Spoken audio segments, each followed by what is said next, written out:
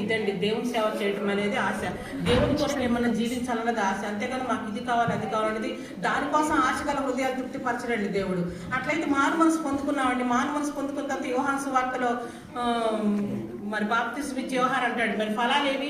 మారు మనసు పొందుకున్న తర్వాత ఫలాలు ఉండాలి, లేకపోతే నరికి అగ్నిలో వేయబడుతుంది అంటాడు. మరి మన ఫలాలు తెలియాలి అంటే మారు మనసు పొందుకున్నాం. ఇక్కడ అందరం మారు మనసు పొందుకున్నాం. మన ఫలాలు తెలియాలంటే ఎట్లా అండి? మన గలతీయులకు రాసిన పత్రిక అపోస్తలుడైన పౌలు రాస్తాడు కదా, ప్రేమ, సంతోషము, దయ, దయాళత్వము, దీర్ఘశాంతము, విశ్వాసము, మంచితనము, సాత్వికము, ఆశా నిగ్రహం, ఇవన్నీ కూడా 9 రాస్తాడు. అవన్నీ కలిగి ఉండాలి. మనం మారు మనసు పొందుకున్నాము అంటే ఆత్మఫలాలు పొందుకుని ఉండాలి. అవన్నీ పొందుకుంటే మరి ఇతరులకు తెలియాలి కదా.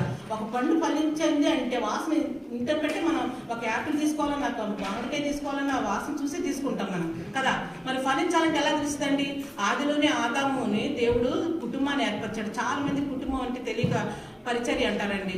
మీ యొక్క పరిచర్య